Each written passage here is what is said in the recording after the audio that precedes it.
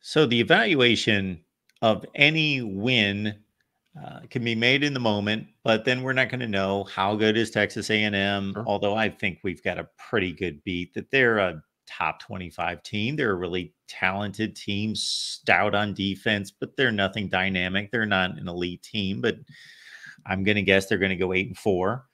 I'm going to stay with my preseason prediction with them.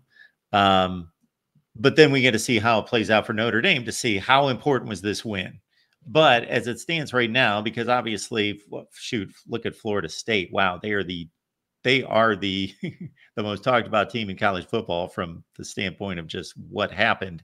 But there's USC at the end. Obviously, Louisville stands out as well. Okay, so as it stands right now, this is the biggest regular season win for Notre Dame. And I hate to rub it in as I state regular season win. I guess we could say total win for Notre Dame since when? 2022 against Clemson. I think it's their biggest road win in a longer period than that. But you're talking about 2022. You're playing the number 4 team in the country. You're 3 weeks removed from losing to Stanford. Okay. You're 5-3. I don't know that Marcus Freeman can get to, like, you know this, Mark, when you start off really rough in a new job, you may never have the patience to build it the way that you want to build it. And that's why that game was so important. Number one, it was a better team. I mean, Clemson in 2022 was a better team than what Texas A&M is now. Notre Dame was scrambling. They had lost to Marshall. They had lost to Stanford. What happens if they lose that game? And then they got to go play Navy the next week after another loss. Who knows how that season spirals if they lose that game? So I think that was a bigger game. And, you know, wins are building blocks, right? Like, people look at the Oklahoma game in 2012 as like, that was the game. And I'm like, no, the game where you really knew Notre Dame was good was actually when they beat Stanford. And it was the Stanford game that led to that game. And for me, I don't know if Notre Dame gets to – I don't know if Notre Dame gets to the point where there's the energy around the program that there is if they lose to Clemson and go 5-4. And again, Clemson at the time was the number 4 team in the country. So now biggest road win. I mean, I'd have to think about that one, Mark. That was a road game. No, Clemson was at home 2 years ago. It was the game where they blocked a punt for a touchdown and Morrison had to pick 6 against Cade. They killed them. Yes, but that was at home. That was a home game for Notre Dame. Oh, why am I blank? I was taking the Clemson perspective there. No, yes, it was a road game for Clemson. Yes. You are a Notre Dame guy.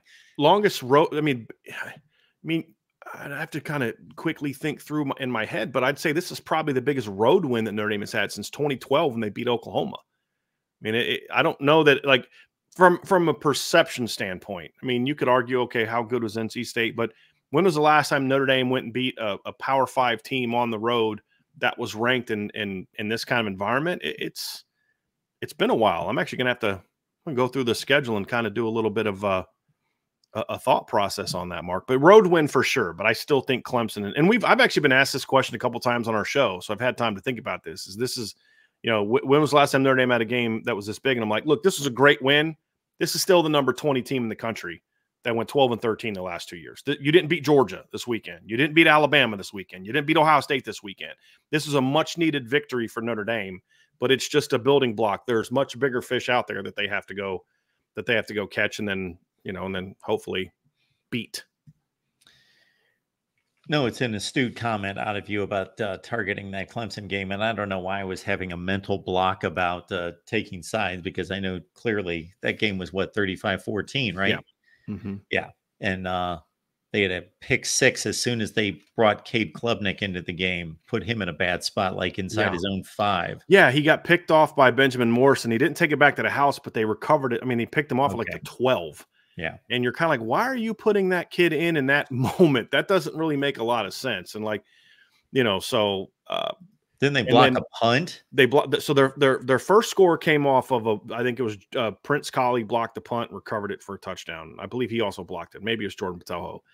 And then I think their second touchdown came off of that was the Morrison pick. They brought in Cade Klubnik, backed up inside his own 10, brought him off the bench. He gets picked off. And then they had a long drive for another touchdown. And then that you had the Benjamin Morrison pick 6 in the fourth quarter that really, I think it was like 21-0 when he had that, and that kind of put the game away. And then they had the sort of the icing on the cake touchdown pass to Michael Mayer that made it 35. So it was never really competitive. I mean, and Clemson's offense could do nothing against Notre Dame that day. And that was kind of the coming out party for Benjamin Morrison as well. You know, I mean, you watched Benjamin Morrison play really well in the first game of the year against Marvin Harrison, but nationally, it was sort of his coming out party with those 2 picks. Brian Driscoll's here breaking down Notre Dame football. Of course, you can catch him every day at 1 p.m. Eastern time on Irish Breakdown, and you should be locked in on that already. And even if you don't like Notre Dame, it's a college football listen for sure. And finally, I want to hit you with just this Northern Illinois bunch and what you want to see out of Notre Dame this week as a stepping stone or a building block coming off Texas A&M. From a coaching standpoint, it's improving the areas that you didn't play well in the first game. So defensively, tackle better, limit penalties. Offensively, you obviously want to continue to limit penalties as well. But, I want to see greater efficiency in the run game.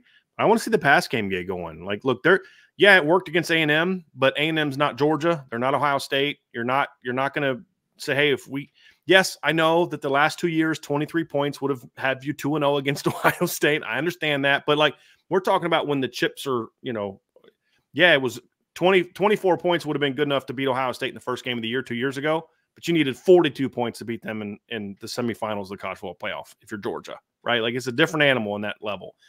And so in order to get there, your pass game is going to have to get better. So and this is actually a pretty good group of 5 pass defense. They were top 30 nationally last year. They've got a lot of guys coming back.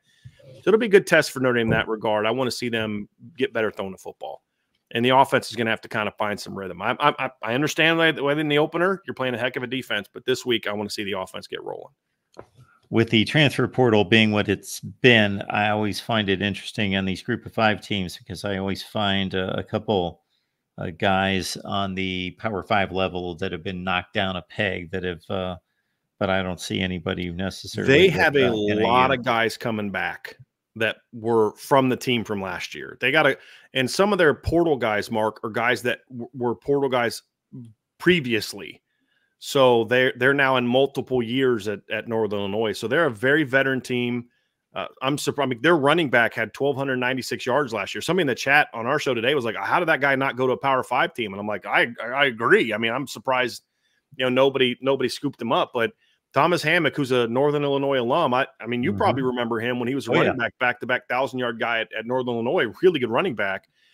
He's built some loyalty there, and those kids stuck it out because there's some good football players there. But that's another thing that's going to make them, I think, a very competitive MAC team this year for that league crown is they are a very veteran team, and I think they're much better quarterback this year than they were last year as well. But it should be game Notre Dame rolls. I just want to see some improvement. As a coach, you always want to improve in the areas where you didn't keep doing what we're doing that works, but let's get sharper in some of those other areas. All right, folks, you only have about 16 hours and you can catch Brian again here 1 p.m. Eastern time on Irish Breakdown. So get psyched up for that. Anything in particular you guys are breaking down on Thursday? We do our keys to victory segment. Then we do our predictions. So we'll make our Notre Dame, Northern Illinois predictions. And then at 2 o'clock, I bring on Bill Bender from Sporting News, and he and I will preview the 4 big games from this weekend, or the 4 most interesting games for us. We'll talk Michigan, Texas. We'll talk Iowa, Iowa State. We'll talk Nebraska, Colorado, and we'll talk Tennessee, NC State. So nice. I have a feeling that Texas-Michigan game might take a little bit more time for us to discuss than maybe some of those other games, Mark, I think. Yeah, so. I would think so. Yeah, Bill's a good guy. We've had Bill on a number of times as well. Great stuff. Brian, appreciate you doing this. Have a great rest of your week. Enjoy the game on Saturday. Thanks, Mark. All right, folks, we'll see you at the Voice of College Football on the main channel. That'll be at 10 a.m. Eastern time. So be with me on the main channel. So we are focusing this show on the Notre Dame channel each and every week on the main channel, 10 a.m. Eastern time, Monday through Friday with me. We'll see you then. Thanks for being here.